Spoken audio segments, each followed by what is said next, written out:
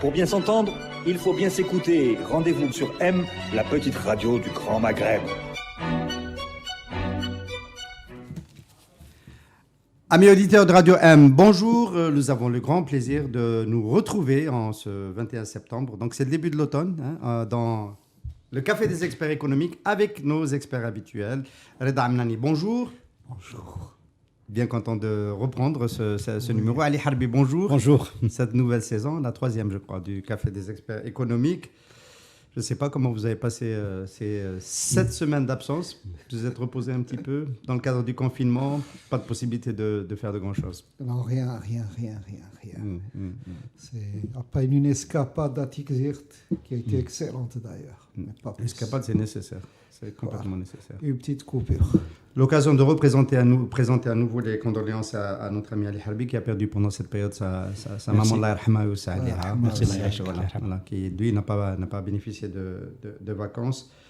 Est-ce que première question, on va quand même donner des indications à nos amis auditeurs sur la saison, cette nouvelle saison. Nous avons l'ambition d'ajouter des rubriques dans le Café des experts économiques, d'être un peu plus près de vos préoccupations pratiques, chefs d'entreprise, ménages, acteurs associatifs, start-up, etc., pour essayer de vous aider avec des points de vue précis, des conseils, qu'il s'agisse de management, qu'il s'agisse de fiscalité, qu'il s'agisse de stratégie patrimoniale, qu'il s'agisse de relations commerce extérieur, etc.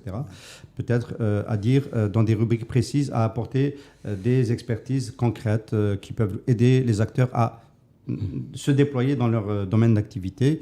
C'est l'ambition qu'on se fixe toujours avec nos experts, mais avec des intervenants qui viendront nous renforcer sur chacune des expertises une fois qu'on l'aura décidé. Nous restons sur le format une semaine sur deux, parce que malheureusement l'actualité ne nous a pas permis de réduire, mais aussi parce que nous n'avons pas de sponsor. Il faut être transparent avec nos auditeurs. On en a eu un qui n'a pas renouvelé. Et donc, voilà, pour le moment, on sera dans ce format. Je dis tout cela parce que, et je tiens à les remercier, beaucoup de nos auditeurs nous ont demandé, le CPP a repris, le Café des experts économiques n'a pas encore repris. Voilà, c'est fait aujourd'hui. Ça se ferait au rythme de l'économie algérienne, pas très vite, mais ça se fera plus vite si les conditions économiques sont réunies pour le faire. Ça, c'est pour la saison. Pour le numéro Hadaya, on va démarrer par le doing business, par le ressenti par rapport à la rentrée. Est-ce que la machine est en train de redémarrer ou pas? Qu'est-ce que vous avez ressenti autour de vous depuis le début du mois de septembre, compte tenu de ce qui s'est passé cet été, la conférence avec le président de la République le 18-19, qui était supposé mettre en place le plan de relance avec les acteurs de l'économie et les entreprises? Votre ressenti dans la consommation, autour de vous, dans l'activité publique des acteurs habituels. Est-ce que vous avez ce sentiment qu'on est en train de sortir de la morosité du pic du confinement et de la pandémie qui est toujours parmi nous, ou est-ce que les choses sont finalement encore plus complexes qu'elles n'y paraissaient au début? Reda. Merci. Donc l'aspect positif qu'on constate, c'est que les marchés sont bien approvisionnés, l'agriculture travaille, les supérettes, les boulangeries, tout cela fonctionne bien. Il n'y a pas de pénurie, il y a de la qualité dans les produits. Pousser ton micro un peu vers là. Voilà, comme ça tu il y a de la qualité dans les produits, dans les services. Ça, c'est un aspect que nous constatons. Par contre, la reprise dans les usines, dans les chantiers, dans l'activité économique créatrice de richesse, les choses ne semblent pas avancer. J'ai même un ami, pour l'édition d'un livre, les imprimeries n'ont pas redémarré, par exemple. Les chantiers, quand on circule, rares les chantiers qui sont en activité. Donc il y a des choses visibles qui montrent que la reprise n'est pas encore là. Il y a quelques grands chantiers encore qui ont redémarré, mais pas plus. Et avec la crise bancaire, la crise des liquidités, je pense que beaucoup de gens restent en attente. Et il n'y a pas pire dans le redémarrage économique ou en période de crise que les positions d'attente. C'est être au milieu du gué, on n'avance pas, on ne recule pas, mais on s'enfonce. C'est terrible actuellement, c'est comme ça que je résume la situation. Moi, je pense que le sentiment, puisque tu nous demandes un premier sentiment, ressenti, oui. C'est le sentiment d'un énorme ratage et d'un tournant qui a été raté cet été par le fait que le gouvernement ait mis le ballon en touche, comme on dit, sur la question de la sauvegarde des entreprises. Puisque jusqu'à maintenant, il ne se passe rien sur la question de la sauvegarde des entreprises, alors qu'un grand nombre d'entreprises, que ce soit de production de services, n'arrivent pas à payer les gens, ont des échéances de loyer qui ne pourront pas, auxquelles ils ne pourront pas faire face. Quand on n'a pas de quoi payer son loyer, même si on a des perspectives, des lendemains chantants, comme on dit, dans 4 mois ou 5 mois, demain matin, on ferme, parce qu'on ne peut pas payer le loyer. Si on ne peut plus payer nos compétences, les gens partent. Donc, ce qu'on nous remonte maintenant, c'est que les gens partent des entreprises, parce qu'ils n'ont pas été payés pendant 3 mois, 4 mois, ou bien qu'ils ont eu le salaire d'un 50% ou à 40%. Le plus grave, c'est qu'on commence à recevoir des mises en demeure de la CNAS, totalement à l'opposé du discours du président de la République, qui a dit que, bon, lui ou son gouvernement, même sans entrer dans les détails, qu'on allait faire une sorte de suspension, de gel, tout ça, mais la CNAS, elle est en train d'envoyer les mises en demeure aux gens sur les trimestres qui ne sont pas payés et les pénalités continuent à tourner. Donc, il y a quelque chose, il y a un ratage, et ce qu'on reçoit comme information, c'est que ça serait plutôt sur 2021 que la notion de sauvegarde de l'entreprise va être budgétisée. Mais les gens ne peuvent pas attendre 2021. Le 99% de PME, parce qu'il ne faut pas regarder les très grosses boîtes qui ont des actifs en propriété, qui pourront peut-être céder des actifs pour s'en sortir, ou bien qui ont de la surface bancaire pour aller renégocier tout ça, mais 99% du tissu n'a pas de matelas. Il n'a pas de filet pour chuter. Et donc, il y a une inquiétude énorme aujourd'hui, et puis il y a des situations un peu, comment dire, je ne sais pas si c'est kafkaïen, le fait qu'on rouvre les cafés, qu'on garde les écoles de formation, les établissements de formation fermés. Donc on a le droit d'aller au café, mais on n'a pas le droit d'aller à l'école. Je ne comprends pas, enfin ça c'est vraiment incompréhensible. Donc ça c'est sur le plan purement économique. Ensuite sur les ménages, je rejoins Reda Amrani quand il dit effectivement les ménages ont été résilients. Les ménages ont été résilients. En retirant de l'argent de l'épargne ? En retirant leur épargne des banques. C'est pour ça qu'une partie des causes, et donc ça a conduit à une crise de liquidité en partie. Ce n'est pas la seule explication, c'est un élément, parce que c'est un problème systémique complexe. Il y a un assez bon papier de Abdelrahmi cette semaine dans la presse qui parle des différentes couches qui constituent un problème systémique de crise de liquidité. Mais une des parties, c'est que les gens se sont repliés sur leur épargne, ils ont été résilients, ils ont un peu plus consommé. D'après les échos qu'on a du secteur agroalimentaire, des industriels, ils disent que sur le plan alimentaire, la consommation a un peu augmenté, parce que les gens étant confinés, ils font un peu plus de gâteaux peut-être à la maison, ou bien ils se font un peu quelques bons repas. Et donc il y a une petite hausse de la consommation des ménages sur l'alimentaire. Derrière, qu'est-ce qu'il va y avoir ? C'est-à-dire qu'ensuite, on ne sait pas de quoi vont être faits les mois prochains. C'est de l'incertitude pour tout le monde. Mais pour le moment, la consommation a tenu le coup. Je dois souligner un autre point qui était en faveur de la consommation alimentaire, c'est que le fait que cette année, il n'y avait pas de voitures, il n'y avait pas de vente de logement. Il faut tenir compte aussi de la crise de l'immobilier. Les transferts de dépenses qui a gelé. Il y a eu un gel de l'immobilier. Ce n'est pas une crise, ce n'est pas un éclatement de bulle, on pourra en parler dans d'autres émissions. C'est un gel, donc les gens n'achètent pas. Les gens n'arrivent pas à vendre ce qu'ils veulent vendre. Les gens ne sont pas en train d'acheter. Il n'y a pas de voiture. Donc, ce qui était constitutif de l'épargne, les gens ont gratté dessus, quoi. Même les dépenses de loisirs ont baissé à cause du confinement. Et les gens ne sont pas partis à l'étranger.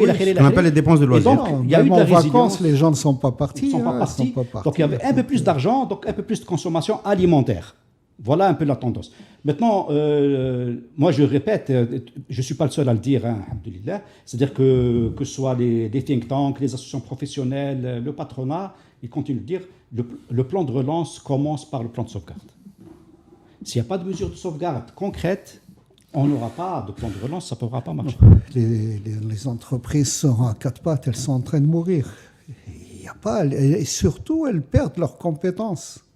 toutes les compétences qui peuvent partir sont en train de le faire. Et donc, essayer de se reconstituer leur petite entreprise, leurs petits travaux pour essayer de survivre. Parce qu'il n'y a pas de salaire. Et les gens n'arrivent plus. Moi, j'ai des entrepreneurs qui me disent « Je paye au minimum mon carré magique, mais le reste, je ne peux plus. » Les gens ne peuvent pas payer l'ensemble des salaires et résultat, c'est un marasme qui on va prendre des nouvelles concrètement auprès d'un chef d'entreprise qui a eu l'amabilité de répondre.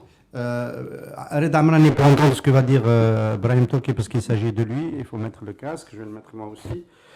Il s'agit donc de Brahim Tourki, directeur général de Dorian Beach à Terga, donc un complexe touristique. C'est un serial chef d'entreprise, serial créateur d'entreprise qui a déjà intervenu sur les antennes de Radio M et qu'on a le plaisir d'accueillir à nouveau. Brahim Tourki, bonjour. Bonjour, bonjour tout le Alors, monde. j'ai ajouté le son chez moi pour bien Bonjour. le retour. Oui. Allô? Oui, alors, vous êtes dans un secteur qui a été particulièrement affecté par le confinement et la pandémie, c'est le secteur du tourisme. Comment s'est passée la saison dans la wilaya d'Ain Mouchent et chez vous à Dorian Beach? Dorian Beach Club, c'est une saison pratiquement morte parce que nous sommes un village de vacances. Et un village de vacances, la capacité du village est de 723 personnes. On a travaillé pratiquement à 20-30% de taux d'hébergement. Pourquoi? Il y a un écho. Il y a un écho, hein? Un écho, moi Ah, ça y est, c'est bon. Maintenant, il n'y est plus. Alors, comme nous avons 5 piscines, nous avons un accès à la plage, mais tout est interdit. Particulièrement, l'Algérien, quand il vient en vacances chez nous, c'est pour se reposer, c'est pour les toboggans, c'est pour la piscine, c'est pour les activités sportives, c'est pour les activités culturelles, c'est pour les soirées familiales. Alors, de tout ça, tout est interdit. On a pratiquement travaillé avec 20-30% de taux d'hébergement parce que les gens s'attendent à aller à toutes ces distractions que nous avons habituées à notre clientèle. Et là, nous n'avons absolument rien du tout. Nous avons eu beaucoup de peine à payer notre personnel qui est de 180 personnes au niveau du village le mois de juillet et le mois d'août. Et nous avons des difficultés à les payer même pour le mois de septembre. Pourquoi? Parce que nous n'avons pas un personnel saisonnier. Nous avons un personnel que nous gardons toute l'année. De par la main-d'œuvre qualifiée est pratiquement inexistante, on est obligé de retenir notre personnel et pendant la saison basse, ils s'occupent maintenant, ils s'occupent d'entretenir le village en attendant la Hamel. Mais la Hamada, je peux vous dire que c'est une catastrophe pour nous. Et vos collègues ont fait la même chose? Ils ont été obligés de renoncer à utiliser les équipements, piscines, etc. C'est une règle pour tout le monde. Au niveau d'Ain Mouchent, c'est la règle pour tout le monde, tout est interdit. Je ne comprends pas pourquoi les plages elles sont ouvertes et les piscines non. Alors que les plages c'est de l'eau salée et au niveau des piscines c'est du chlore. Oui. J'ai pas compris cette orientation scientifique. Moi je suis pas un scientifique. Mais pour nous, ça a été la catastrophe, c'est Hassan. C'est vraiment, on souffre. Mais l'Ouada, il est mondial. L'État n'est pas responsable de tout ça. Nous-mêmes, je l'avais dit sur vos antennes, la chaîne 3, bon, écoutez, on ne demande rien à l'État. Qui يساعد la barque au niveau de la CNAS, au niveau des impôts, au niveau de nos redevances domaniales et la qui nous font une échéance sur le bureau, pas plus, parce que c'est pas l'État qui a créé ce problème. C'est un mot qui est mondial, auquel on participe. Et on a participé et on a aidé les gens en finançant une partie au niveau de la Mouchent.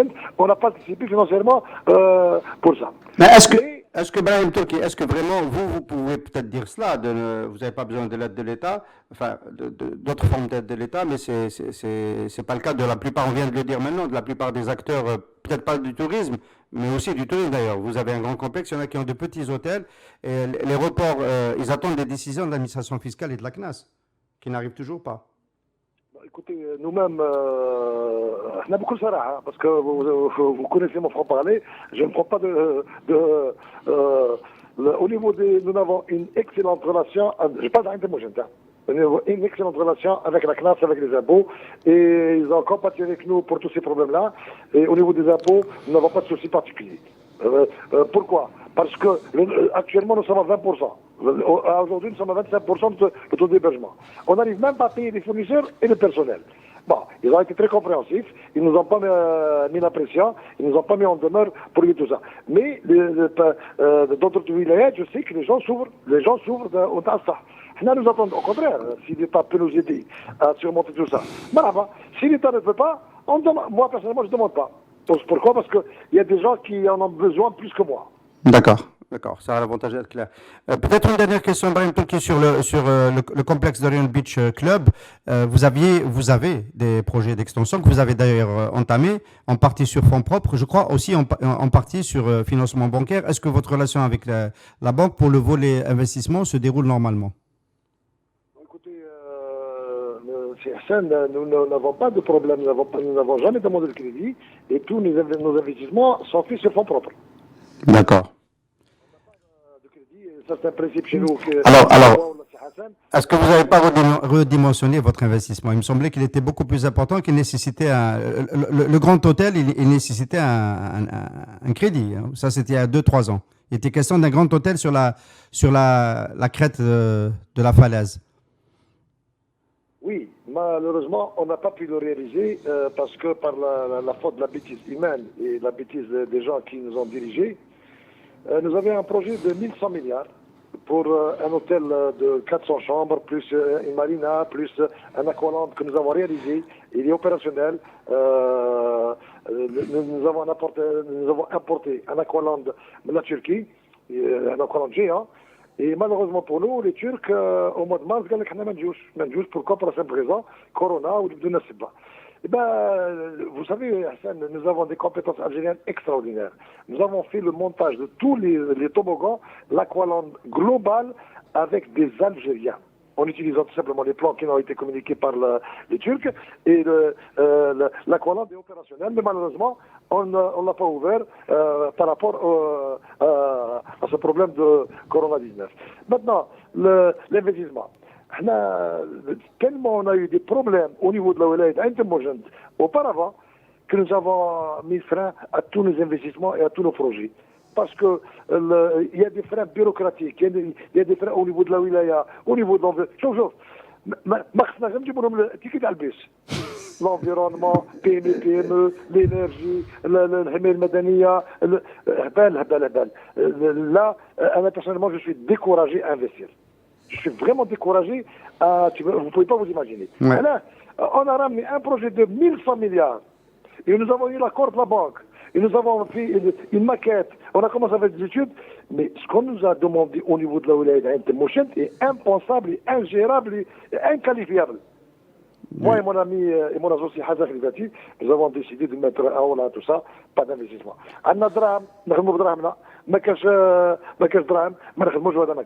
Merci, Voilà, merci beaucoup, Brahim. Merci d'avoir intervenu dans le Café des experts économiques. Merci. Bonne continuation. Je pense qu'on a fait un peu un tableau de la situation. On a un tableau de la situation, de ce qui se passe avec les entreprises. Encore que, je pense que dans le cas d'Orion Beach Club, c'est un des complexes qui s'en sort peut-être le mieux parce qu'il a une forte clientèle et il y a fidélisée. professionnalisme déjà, on entend à partir de ce qu'ils disent.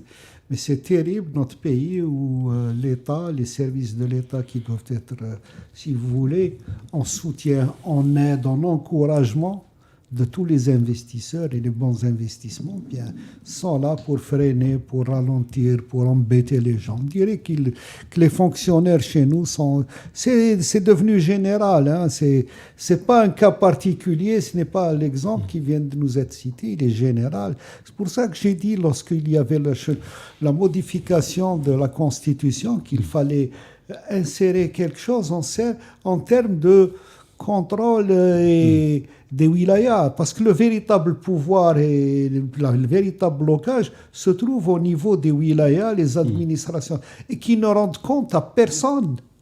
Vous voyez, donc, on a un exemple. Est-ce que ces gens-là sont responsables devant une autorité ou devant les citoyens? Non. Ils décident de freiner, de bloquer, d'embêter un investisseur, et il n'y a aucune sanction, aucune possibilité de sanction. C'est pour ça qu'on disait qu'il fallait créer des contre-pouvoirs au niveau local. Et Très bien. On l'a bien compris. Effectivement, moi, je cite Mouloud Hamrouche qui nous explique, quelques journalistes, qu'on parle beaucoup des généraux, mais on ne parle pas suffisamment, ça fait 15-20 ans, des walids qui ont un pouvoir illimité. Voilà, à l'époque déjà. Et c'est pour ça qu'il y a des gens comme moi et d'autres qui revendiquent la suppression du poste de wali si on avait le choix de discuter de la Constitution. Et élire des gouverneurs. Il y a un président de la PW déjà. Pourquoi il faut élire changer quelqu'un, il faut que ce soit une élection. On a un président de la PW. Et qui est comptable devant ses électeurs et comptable devant ses programmes. Et c'est le conseil de wilaya. Et après, il y a le SG de wilaya qui est l'administration. L'administration qui assure la continuité de l'État. Mais ce poste de wali, c'est la plaie de l'Algérie aujourd'hui. Oui. C'est une baronie, enfin, c'est une féodalité, quoi. Oui. Bon, qui a emmené quelqu'un jusqu'à la magistrature suprême, parce que bon, la République des Walis, c'est une filière. On a eu Abdelmajid Sellal, Premier ministre pendant longtemps, qui a fait être candidat à la présidentielle, et Abdelmajid Tebboune, qui est devenu président par la Bedoui, absolument. Dès qu'on a commencé à avoir un gouvernement dans lequel il y avait beaucoup de Walis, on comprend bien qu'il y a une sorte de lobby qui s'est constitué. Et bon, mais on va pas, c'est pas le sujet de l'émission. C'est pas le sujet, on en reparlera. On en reparlera parce que la réforme, on en parlera. Bloque l'économie, mais ça bloque l'emploi. Mais ça bloque l'économie. Ça bloque la société. Alors, mais ça bloque. On va reprendre le fil donc du virage raté cet été. Ouais. On sentait déjà avant de partir entre guillemets en vacances qu'il était en train d'être raté. Mais il y avait cette réunion du 17-18 qui supposait, qui laissait entendre que. Alors, est-ce que réellement de reporter les mesures de sauvegarde à la loi de finances de 2021 est si catastrophique que cela?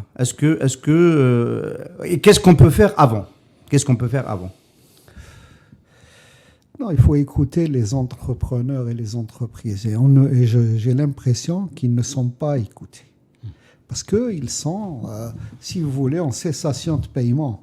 Alors, je vais vous retourner la question. Est-ce que l'État n'est pas en train de se concentrer d'abord sur sa propre banqueroute avant de réfléchir à celle et de penser venir à la rescousse des entreprises? Je cite la propre banqueroute, la balance des paiements, qui est déficitaire pour la 6e année consécutive, 7e consécutive, et dont le déficit se creuse, déficit du budget. La crise de liquidité, donc on va en dire un mot, difficulté à payer donc ses propres effectifs, ses propres ressources, le budget de fonctionnement qui devient très très très tendu aujourd'hui. Est-ce que c'est pas normal que l'État se concentre d'abord sur comment sauver ses meubles avant d'aller à la rescousse du secteur privé et de l'économie? Non, l'État prend priorité. Il doit réactiver l'économie, il doit permettre à la machine de redémarrer. L'État est en train de couper l'arbre sur lequel la branche sur laquelle il est. Et la réalité, c'est que voilà, on n'est pas très, très endetté sur le plan interne. Donc l'État doit, on avait déjà discuté de cette question, remettre de la liquidité en circulation. Les banques, c'est vrai, avec les oligarques qui ont pris des centaines et des centaines de milliards de dinars et qui ne sont pas en train de rembourser, les banques n'ont pas de ressources. Mais l'État doit venir à la rescousse, trouver des solutions, des emprunts, des liquidités, permettre aux entreprises de baisser. Si vous voulez, le taux des banques à 3% est une excellente chose. Mais pour autant, il faut que les banques elles-mêmes prennent des initiatives et que l'État donne, si vous voulez, des avances aux entreprises. Et il ne faut pas que l'État reste à 40 ou 42% d'endettement interne. Il faut qu'il passe à 100, 150% d'endettement interne. C'est la répartition. PIB, pour préciser aux auditeurs. Mais la répartition, il faut répartir cet endettement sur plusieurs générations. Il n'y a pas de mal, c'est la solidarité. Mais ça permet à l'économie de redémarrer. Il a des éléments pour redémarrer l'économie. Il a l'industrie des matériaux de construction, on l'a déjà dit autour de cette table, qui est totalement algérienne. Hein. On va rester un moment avant d'aller les solutions, ça sera vers la fin. Voilà, vers la fin. Avant de relancer, Reda vient d'évoquer les 3% de réserve obligatoire des banques vis-à-vis de la Banque d'Algérie. Hein. Enfin, on peut expliquer à nos amis auditeurs, les banques secondaires, enfin celles qui commercent, ce qu'on appelle banques primaires. Les banques primaires doivent garder part de verre. Les banques primaires, oui, celles qui font de l'intermédiation financière et qui recueillent le dépôt des épargnants, doivent garder part de vers elles auprès de la Banque d'Algérie un montant de liquidité qui était de 12% il y a 2 ans et qui a baissé de proche en proche. Il y a 6 mois, il était à 10%. Voilà, il y a eu 3 baisses en 6 mois. Oui. Maintenant, il est à 3%. Cette mesure est supposée laisser à la disposition des banques suffisamment de liquidités pour pouvoir relancer le crédit. Question précise.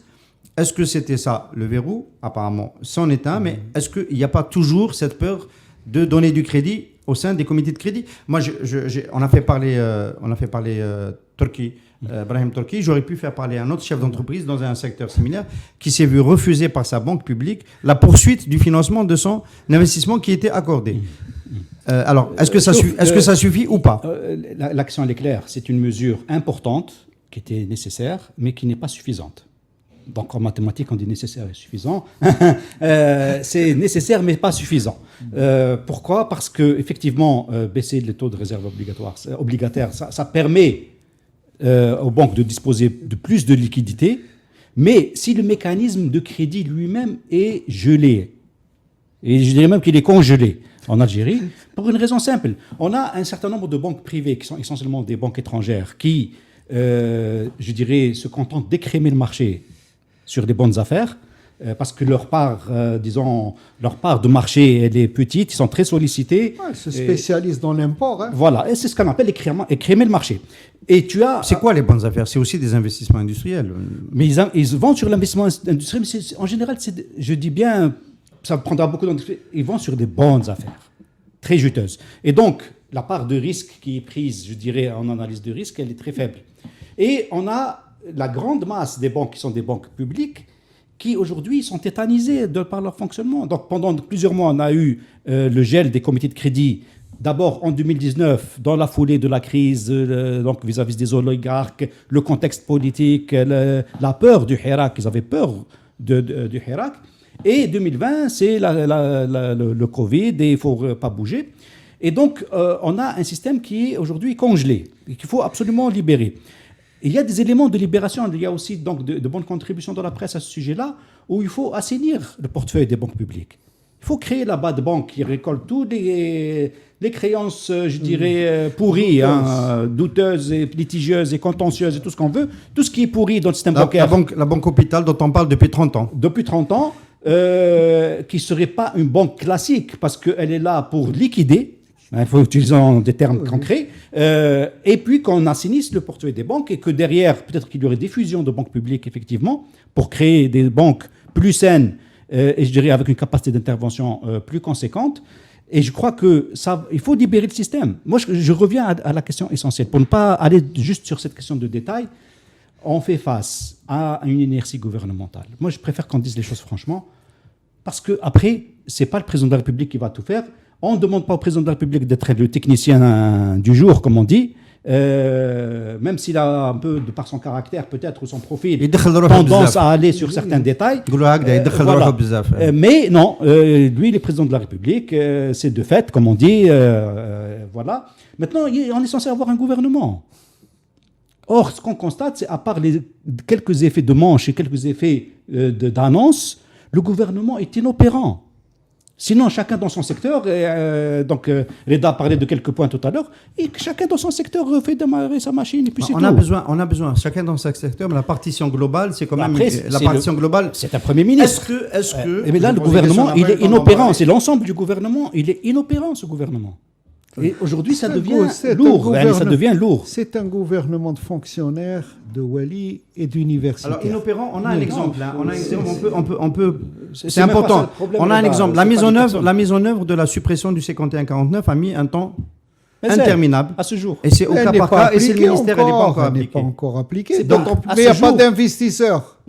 La machine n'a pas redémarré. Donc, on n'en voit même pas les aspects positifs ou négatifs, rien de tout cela. Enfin, on sait que dans le cas de la transaction NCA avec le groupe Castel, ça a fini par être validé. C'est-à-dire validé au sens où l'État n'a pas fait de droit de préemption, ça a été validé au forceps, mais moi, je peux donner d'autres cas, sans citer de nom, d'entreprises qui étaient en 51-49 avec des privés, et que la partie internationale avait la volonté de reprendre la majorité et qui, à ce jour, n'a pas pu. On ne lui a pas dit non.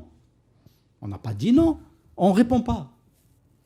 On ne répond pas aux gens. Donc, c'est cette inertie-là qui est incroyable. Et c'est pour ça que, la limite, si on veut, de l'exercice, c'est qu'effectivement, des gens se sont dit, c'est pas possible, ça, c'est un complot contre le président.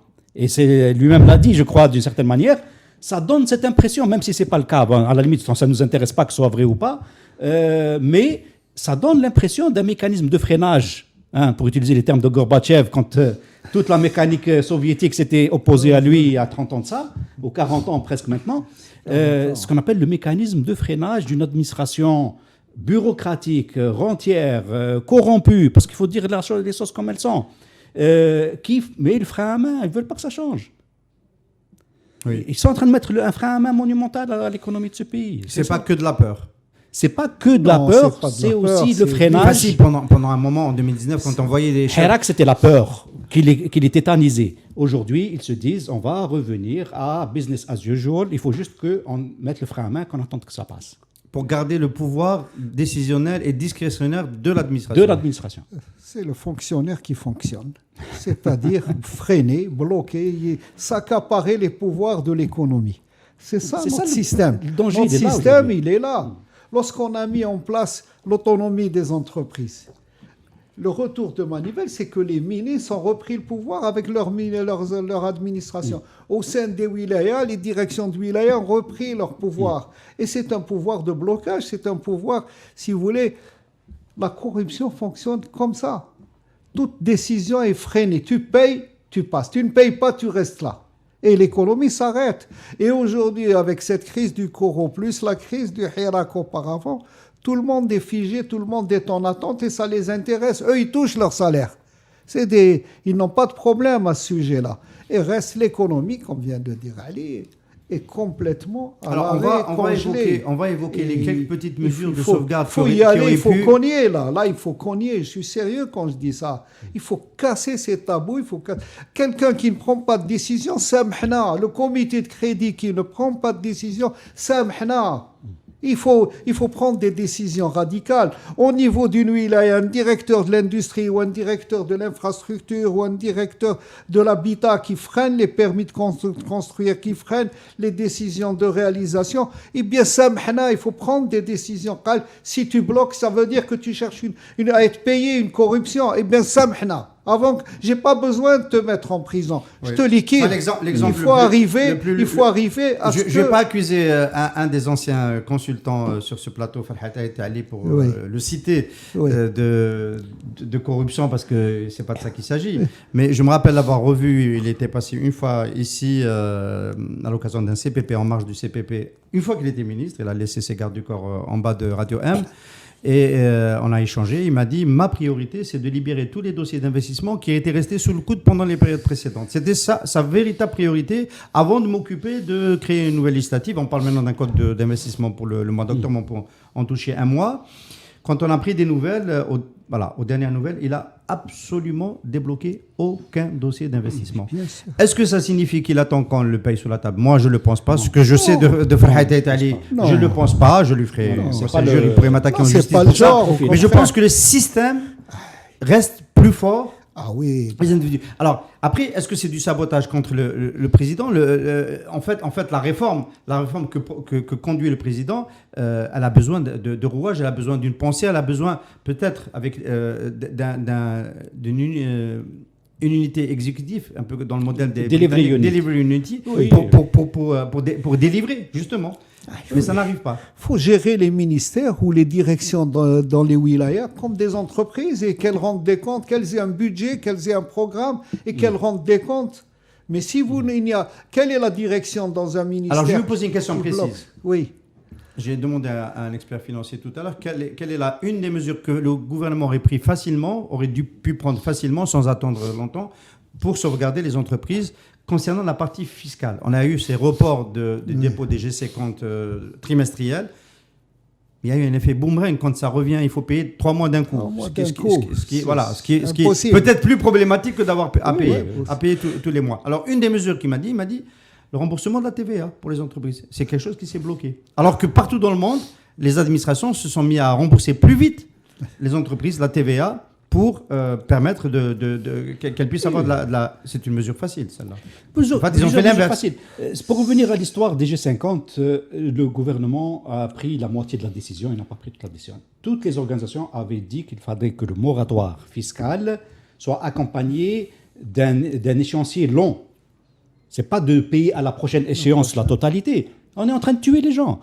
C'est que toute l'époque, je dirais, la période non payée, donc ça peut être un trimestre, 2, 3 trimestres, soit ensuite reprofilée sur le temps. Non pas tout payer à la prochaine échéance. Ensuite, on voit bien que les gens avaient clairement demandé donc, soit une suspension franche de paiement des impôts. Là, on nous parle de suspension des pénalités sur la période du Covid. Donc, ça veut dire que les pénalités antérieures, les gens n'ont pas de trésorerie de toute façon, même les pénalités antérieures ne peuvent pas les payer, et même les retards antérieurs ne peuvent pas les payer, mais ils sont toujours dus. Oui, mais c'est ce qui est pire. Ce qui est pire, c'est que la fiscalité intervient directement sur le compte de l'entreprise. Ben oui, c'est la TD après. Et vous savez, l'astuce, moi je l'ai subi plusieurs fois en tant qu'entrepreneur, c'est qu'il vous envoie par la poste un courrier normal qui met 30 jours pour arriver. Je dis bien 30 jours. Mais la décision est exécutée dans la semaine. 8 jours après, votre banque est saisie et votre compte est vidé. Et vous vous retrouvez sans trésorerie. Et donc, nous nous trouvons dans cette situation actuellement au niveau de toutes les entreprises et même au niveau des commerces et des petites entreprises, même les toutes petites entreprises. Et là, la fiscalité, si vous voulez, n'est pas au service de la reprise économique. On peut rappeler à nos amis auditeurs le dispositif actuel existant. Il date de décembre 2016, loi de finances de 2017, qui a recirculé. La DGI l'a refait circuler dans les inspections régionales la semaine dernière. C'est pour les entreprises qui ont déjà eu un redressement. C'est au cas où elles acceptent de payer totalement le montant, elles bénéficient d'un rééchelonnement de 36 mois. Et d'un dégrèvement de 90% des pénalités. C'est le dispositif qui existe depuis 2017. Les entreprises et les commissaires aux comptes attendent à ce que ce dispositif soit plus facilitateur pour les entreprises compte tenu de la crise Covid, parce que ça date de 2017. Et il ne s'est rien passé encore. On verra. De toute façon, c'est un point sur lequel, pour revenir à la conférence d'août et aux annonces, je dis bien aux effets d'annonce du gouvernement, pour le moment, on est un peu dans la situation floue. S'il y a des choses qui viennent à l'avenir, les jours prochains, on peut dire que tant mieux, bien évidemment. Mais à ce jour, la situation elle est extrêmement floue sur la partie fiscale. Et je crois que maintenant, vu l'accumulation du problème et que le Covid perdure, comme on dit, même la partie fiscale, parafiscale, ne suffira pas de tampon. Au début, on disait ça. En mars, en avril, on disait il ne faut juste pas payer les impôts pendant quelques mois, puis on va respirer. En octobre, ça allait redémarrer. On a dit autour de cette table, en octobre, ça allait redémarrer. Eh bien, octobre, c'est demain. Eh bien, je ne vois pas le redémarrage. Alors, il y a un pessimisme terrible actuellement au niveau des entreprises. Est-ce que plus d'une fois, l'agenda économique est prisonnier de l'agenda politique? C'est le cas depuis longtemps. Même les échéances présidentielles du temps d'Abdelaziz Bouteflika, les réformes de constitution, législation.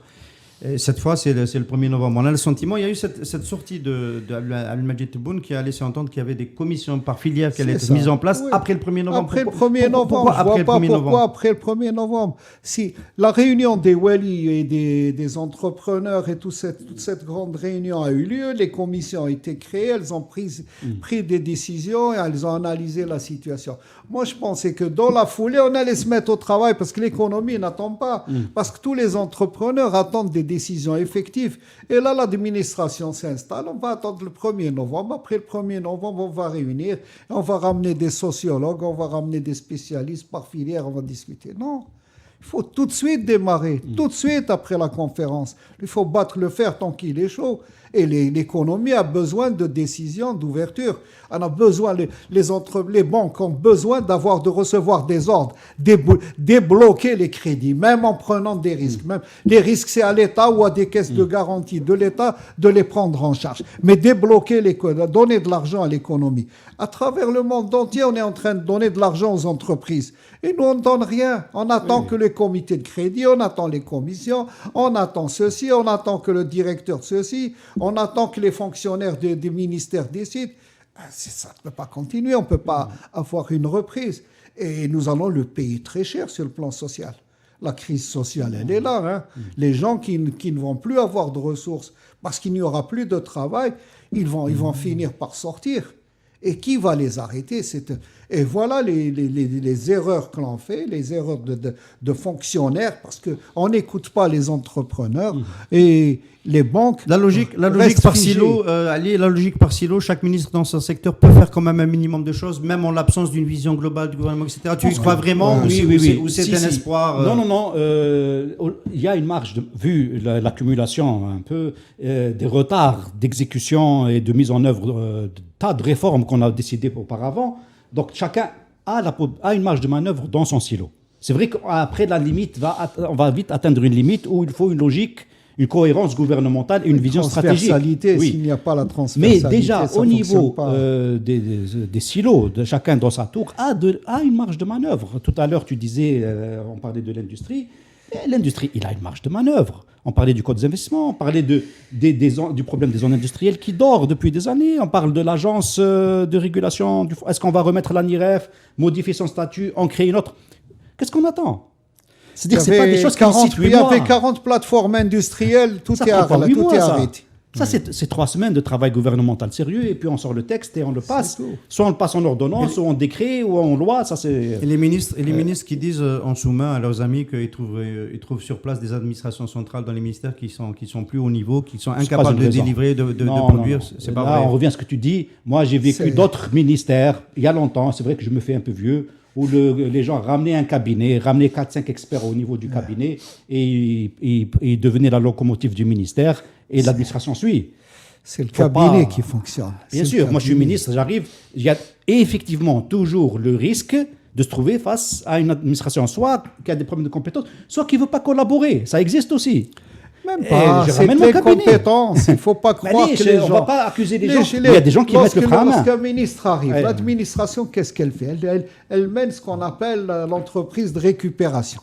Elle présente que le bon côté de chaque structure, de chaque filière. Si c'est une structure horizontale, planification, technologie, recherche, ou si c'est par filière, elle cherche après à faire ce qu'on appelle la danseuse face à son ministre. Mais si le ministre n'a pas vidé le cabinet précédent, parce qu'il faut qu'il vide le cabinet de l'ancien ministre. Là, c'est son métier. Et il ramène des compétences à lui, au niveau du cabinet. Et c'est le cabinet qui impulse les structures. Les structures sont là pour la continuité de l'État, la continuité du suivi. Et à ce moment-là, il prend des décisions. Et les directions suivent.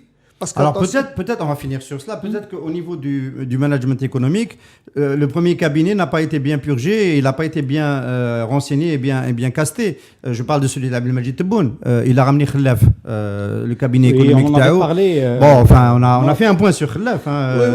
Malheureusement, tu l'as côtoyé. Tu l'as côtoyé au ministère de l'Industrie. Oui.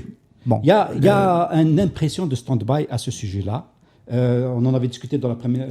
Moi, je n'avais pas été défavorable à la personne de Khellaf, quel que soit. Je ne le connais pas, hein, mais je me suis dit, sa proximité des milieux d'affaires. Sur ces questions-là, moi, j'ai écouté. Il le connaît bien. Il a ramené le financement islamique. Il est plus qualifié que moi pour en parler. On a essayé d'ouvrir cette poupape, la soupape sécurité du financement islamique. Parce que Abdelaziz Khellaf a travaillé en Arabie Saoudite, à la Banque islamique. Mais il connaît bien les milieux d'affaires. Ça pourrait être. Mais pour le moment, on parlait de délivrer, il n'y a pas de délivrer. Il n'y a pas. Même la finance islamique, à côté, ça ne prend pas un an, ça. Mais elle coûte plus cher que la finance. En plus, on en parle depuis longtemps. Ça ne prend pas un an. Il y a un tas de choses qui ne prennent pas un an. Les gens font leurs calculs tout de suite. Ça coûte plus cher que le financement classique. Oui, c'est un choix. Oui, mais c'est un choix. Mais au niveau des affaires, les choix sont vite faits. Ça coûte cher. Ça, il faut le savoir. Ça arrive à la fin de cette émission. Nos amis auditeurs vont le comprendre. Plein de sujets qu'on n'a pas pu aborder aujourd'hui pour une première émission de reprise. On a pris un peu la température de la conjoncture qui est morose. Reda Amrani est un peu plus pessimiste que d'habitude. C'est un vrai indicateur. Hein. D'habitude, il dit encore, mais c'est bien. À mon avis, il faut dire. C'est l'effet de l'automne. C'est l'effet de l'automne. Moins de soleil. Mais il y a de quoi l'être. Il y a vraiment plus. Il y a plus de marge. On est d'accord. On a bouffé, si vous voulez, toutes nos marges de manœuvre. Et on reste, si vous voulez, figé sur. Et on le dit, il faut un changement structurel au niveau de la décision au niveau du terrain, ça au c'est niveau politique, des ça c'est wilayas, politique. On c'est sait que une le problème est politique. toujours politique. On Mais le disait du attention, temps du mais il faut 4e le mandat de trancher. Bouteflika, on est toujours Il dedans. faut le trancher parce que nous, on écoute les entreprises et nous, on vit avec les entreprises. Il faut écouter les entreprises. Il y a un système au niveau des wilayas qui est dictatorial. Donc vous avez écouté cet entrepreneur. Moi, je l'appelle féodal. Hein. Féodal ou C'est une nouvelle féodalité. dictatorial. Il fallait le changer. Il faut le changer. Et vous avez entendu cet entrepreneur. Apprenez n'importe quel entrepreneur. Il vient, il investit. Il a les compétences. Et il trouve des fonctionnaires qui, au lieu d'être à sa disposition pour le porter, pour l'aider, ils sont là pour le freiner. On ne crée pas d'emploi, on ne crée pas de richesse, on ne crée pas d'entreprise. Et ça, c'est la faillite de l'ancien code des investissements. Absolument. On aura donc le temps d'évoquer les autres sujets dans les prochains numéros. Merci beaucoup de nous avoir accompagnés pour ce retour du Café des experts économiques et à très bientôt. Merci.